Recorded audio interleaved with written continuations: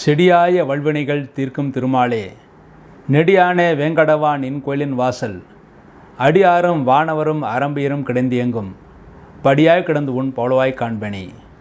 இன்றைய பதிவில் குழந்தைகளுக்கு முதலாக பாலூட்டுவது, பாலூட்டுதான் தாய்ப்பால் அல்ல, பசும்பால் ஊட்டுவது எப்பொழுது என்று நான் கூறுகிறேன். முக்கியமாக குறைந்தபட்சம் 30 நாட்களுக்கு குழந்தைகளுக்கு தாய்ப்பால் தான் மிக மிக சிறந்த உணவு. எப்பொழுதுமே 3 மாதம் வரை கூட தாய்ப்பால் சிறந்த உணவு. ஆனால் குறைந்தபட்சம் 30 நாட்களுக்கு குழந்தைகளுக்கு வேறு உணவே கொடுக்கக்கூடாது, தாய்ப்பால் மட்டுமே ஊட்ட வேண்டும் என்பது சாஸ்திரம். அதன்படி 31வது நாள், குழந்தை பிறந்த 31வது நாள் முதலாக சங்கினால் சங்கை எடுத்து அதிலே பால் ஊற்றி, பசும்பால் ஊற்றி அதை குழந்தைகளுக்கு முதலாக ஊட்ட வேண்டும் என்று இருக்கிறது. அந்த குழந்தைகளுக்கு பால் ஊட்டும்போது நல்ல திதி, நல்ல நட்சத்திரங்களில் அன்றைய தினம் ஒரு நல்ல நாளாக இருக்க வேண்டும். அமிர்த யோகம் சித்தியோகமாக இருக்கணும். அந்த குழந்தைக்கும் நல்ல தாரபலம் உள்ள நட்சத்திரமாக இருக்க வேண்டும். குழந்தைக்கு சந்திராஷ்டகம் எதுவும் இருக்கக்கூடாது. மேலும் லக்னத்தில் சூரியன் இருக்கின்ற நேரத்திலே குழந்தைகளுக்கு பால் ஊட்டக்கூடாது. அது காலையில் 6 மணி முதல் 8 மணி வரை இருக்கும். ஆகவே காலை 6 மணி முதல் 8 மணி வரை குழந்தைகளுக்கு பால் ஊட்டுவதை தவிர்ப்பது நல்லது.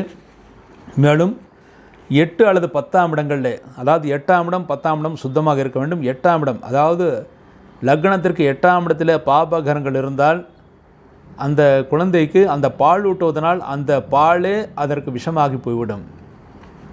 மேலும் 10ஆம் இடத்தில் சுத்தமாக இருக்க வேண்டும். 10ஆம் இடம் சுத்தமாக இருக்கும்போது பால் ஊட்டினால்தான் ஜீரண சக்தி நன்றாக இருக்கும். அதன் மூலமாக குழந்தை ஆயுள் நன்றாக இருக்கும், குழந்தை விருத்தி அடையும். அது முக்கியமாக எப்பொழுது பால் ஊட்ட வேண்டும் என்றால் முற்பகல் அல்லது நண்பகலிலே தான் குழந்தைக்கு முதலாக பால் ஊட்ட வேண்டும்.